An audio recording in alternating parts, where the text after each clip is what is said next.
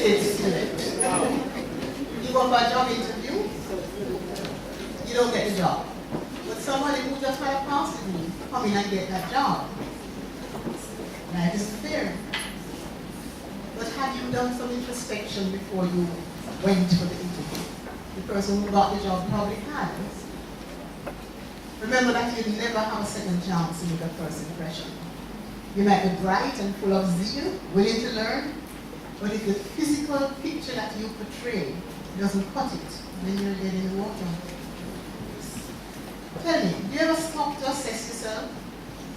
You know, that was one of the blessed memories. Every New Year's Eve, he and I would sit on the balcony with a bottle of wine, and this was our occasion to say, really, sweetheart, I didn't quite like, and perhaps you could. Every New Year's Eve, we did, and I thought it was all those bars at that time, but he remembered me like an elephant, so everything I told him haunted me forever. So you choose your language carefully, but at New Year's Eve, you do that introspection. And hopefully going forward, it's going to be better. You know, before I met you, I never knew that I don't close doors. Close cupboards, and you can just a little job.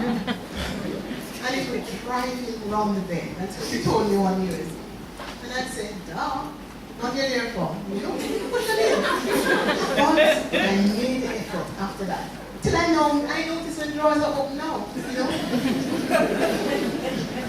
I interview people all the time.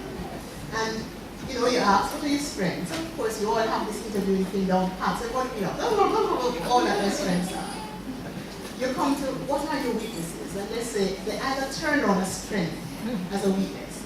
I'm a workaholic. Or some such thing. Some people you say to you, I don't have any. Excuse me? I would suggest to you that as you're about to go out into that wide world, you stop and you check yourself. Look at what it is you need to work on. Look at your wardrobe as well. Sometimes you have that put on there for the interview, so you put on weight.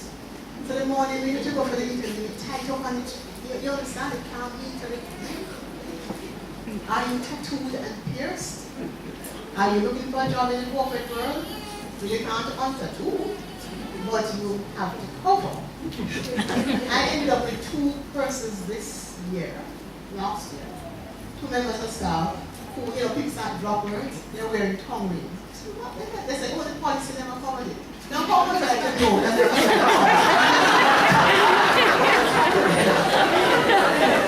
So I have now revised the policy. The policy now says, no tongue rings or rings in anybody pierced in that is visible. That cannot happen, what happened on their clothes, I don't know, but it must not be visible. So while it is true that life isn't fair and that as an individual you should be able to express yourself and be an individual, if you're going to fit into that corporate world, if you're going to adjust to the status quo, you have to adjust. There's no template for life. You can't insist that life meets your expectations. Life happens to all of us. And how we respond to life is what determines the quality of our life.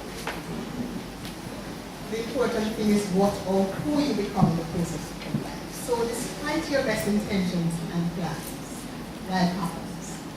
Somebody sent me this email recently and I'm going to read it to you. It says, a group of alumni, highly established in their careers, got together to visit their old university professor. Conversation soon turned, as it will, into complaints about stress in work and stress in life.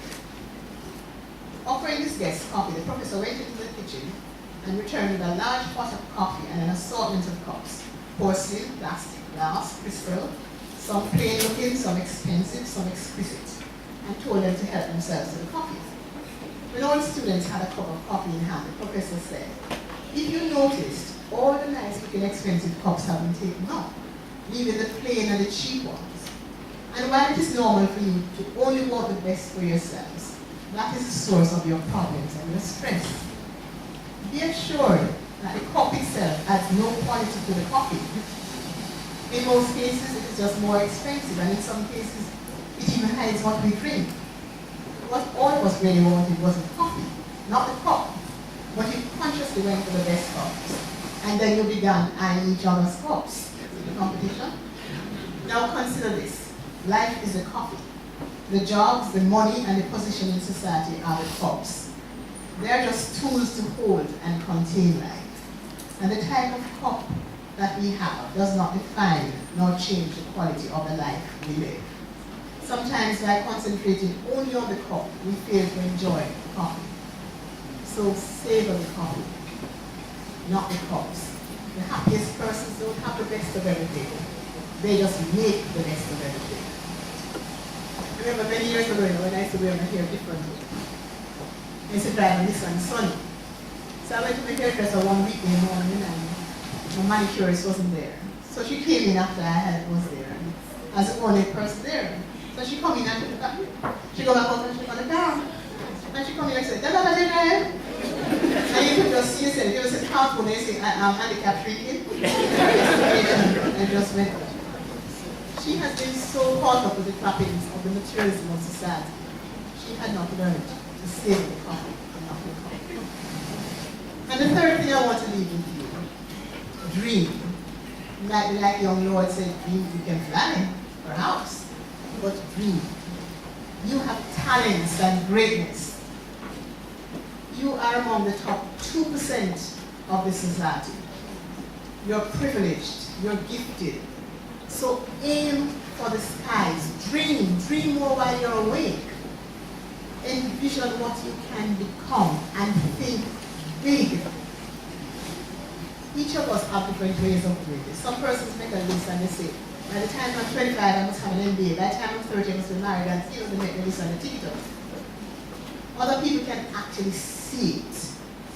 The actor Jim Carrey said that when he was broke and had nothing, he used to go down to the city center and he could actually see his name in the lights.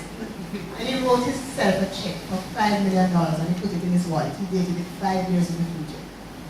And almost 5 years later, he got the role in Dumb and Dumber, paying him $5 million. Of course, by then the check had disintegrated.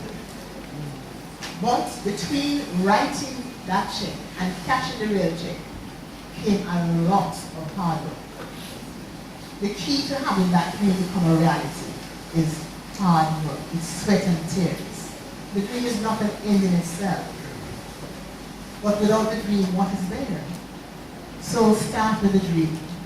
But sort of keep it in the realm of reality. When I was in school, most of my schoolmates were white Jamaicans, and Ross Mother's living. And there's this one girl, her dream was to marry Prince Charles. What can I tell you? So have your dream, expand it, increase it, and don't worry about failing. You will fail. But if you aim high enough, you'll have some measure of success. Most people fail because they aim too low, and so when they miss the target, they hit the ground.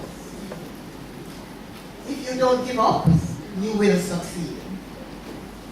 Instant success comes only with winning the lotto, and since only few of us will win it, and the rest of us must work hard.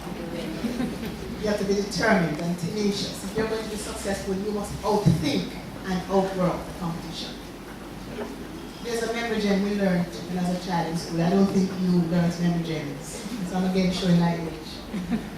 It said, the heights that great men reached and kept were not attained by sudden flight, by their companions were falling upwards. And if you don't put in those hours, you're not going to reach that success. So aim high, work hard. You must be willing to do what others won't do to have what others won't have. As Steve Jobs said in that commencement speech at Stanford in 2005, your time is limited. So don't waste it living somebody else's life. Don't be trapped by dogma, which is living the results of other people's thinking. Don't let the noise of others' opinions drown out your own inner voice. And most importantly, have the courage to follow your heart and your intuition. They, your heart and your intuition, already know what you truly want to become. If today were the last day of your life, would you want to do what you're about to do today?